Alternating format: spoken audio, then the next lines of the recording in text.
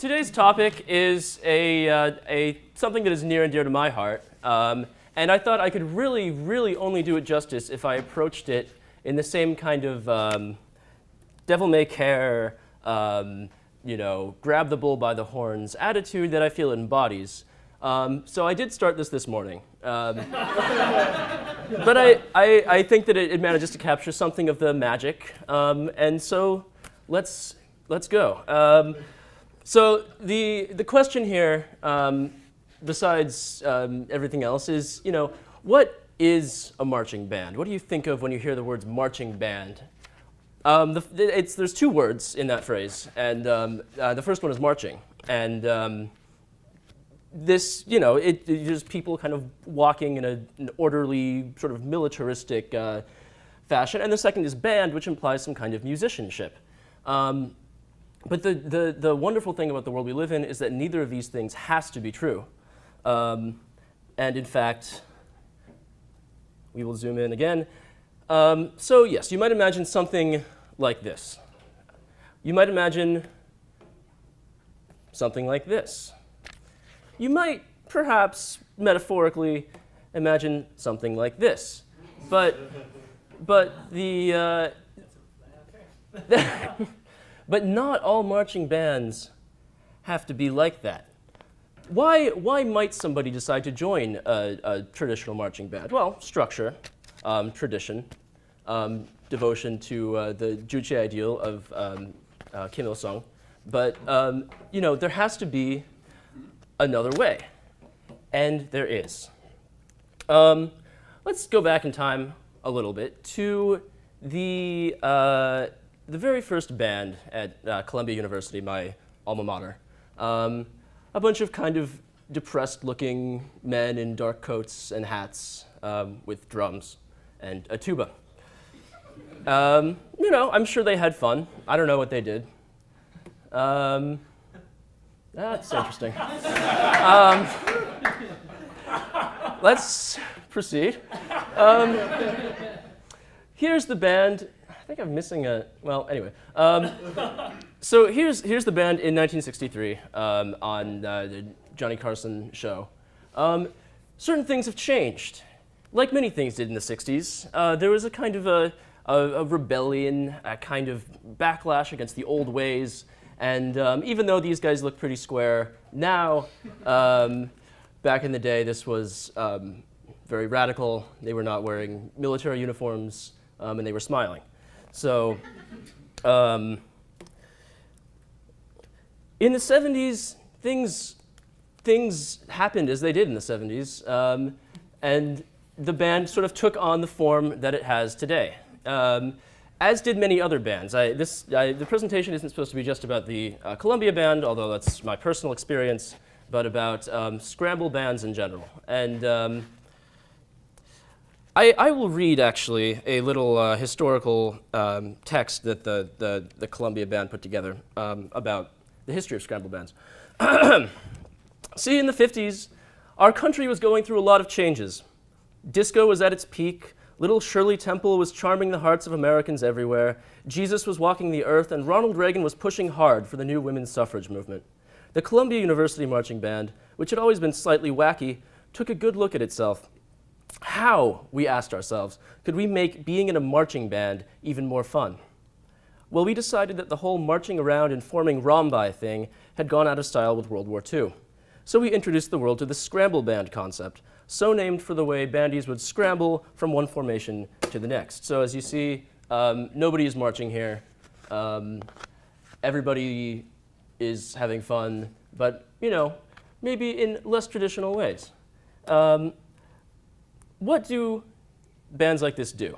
This is a typical halftime show.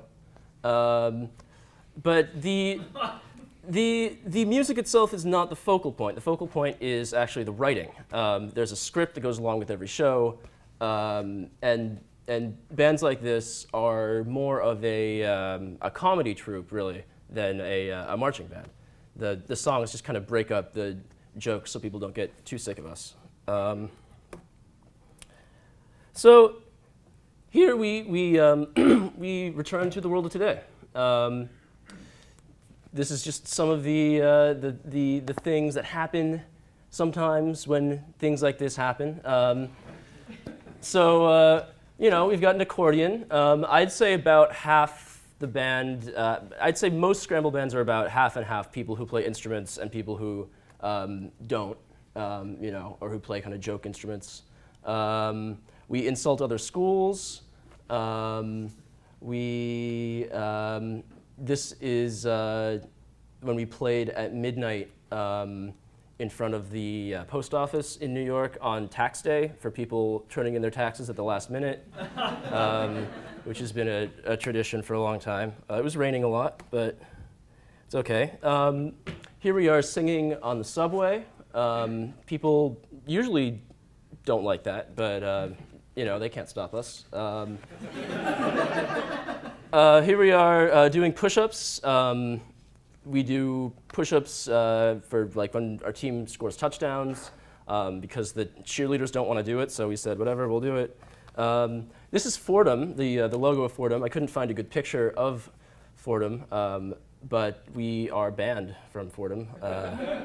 We're not allowed. We were banned a while in the early 2000s, and then they rescinded it. Then we got banned again for, just slogans, little jokes. I think and really it was just the administration. The students loved it, but we had a banner, and it said, Columbia's the Lions, and Fordham is a Catholic school, and it was like, Lions 1, Christian 0, and they said it was in poor taste. I disagree.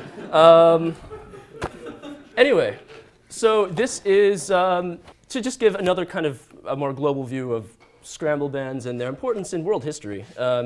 This is 1982 at Stanford. Stanford has a band that's kind of a hybrid between a scramble band and a traditional band. They do kind of pride themselves more on like musicianship, and they're actually really big, more so than any of the kind of East Coast scramble bands. But this was something that has kind of been immortalized as the play.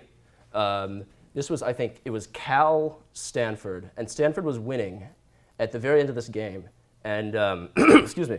And so the Stanford band came on the field because they thought the game was over. The game was not actually over. And Cal ended up winning with a touchdown in the end zone in the middle of the band. So that's, if you know anyone who went to Stanford, I'm sure they will tell you tales of the play. So traditions, I don't know why it says traditions there, but anyway. So every day, not every day, every year, every semester, the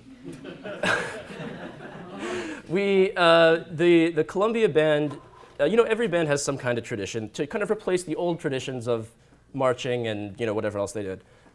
So we go into the library at midnight before finals, before the organic chemistry final, and we play songs and we tell jokes, and it started out as kind of like this really kind of like guerrilla thing people would just go in and do, but now it's kind of become this institution.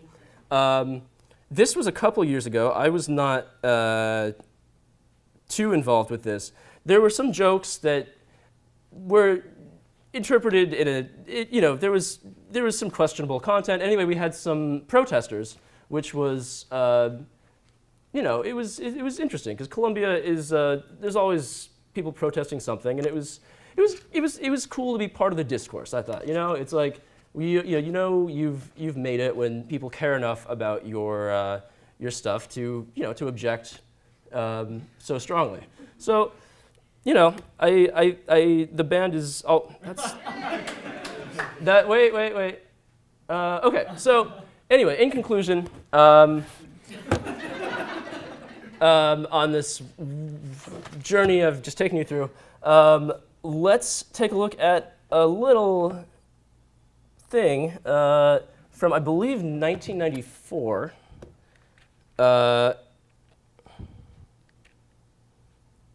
This was, and actually the 20th anniversary of this. There's a marching band. Wait, should the volume come through? Is there a way to do that? Okay, well, it's going through the laptop, yeah. But if you guys can hear it, that's okay. And outside. Whoops, wait. marching band. Could we? Yeah, all right. Is it possible to get a shot of the band playing? Okay, get a shot of the band playing. We got to do a commercial. We'll be right back here with Warren Beatty, ladies and gentlemen. Nice to see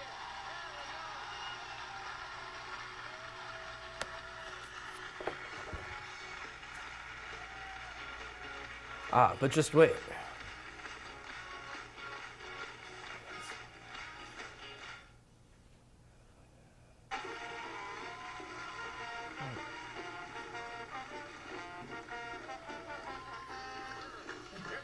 It's time at the Cotton Bowl.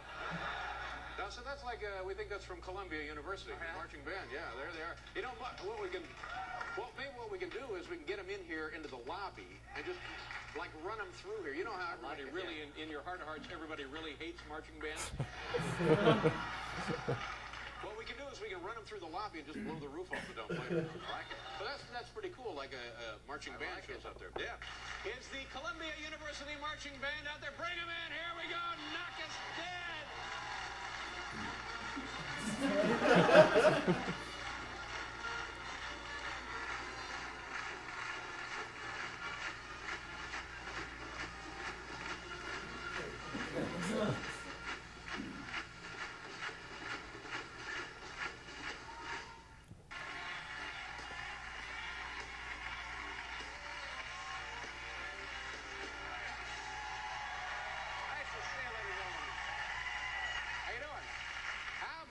Columbia University marching band. How about those uniforms? Well, I'm going to tell you something. Columbia's got quite a football program,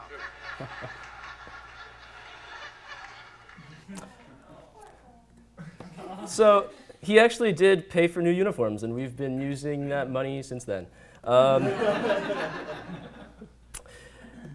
Yep. There you go. That's all I got.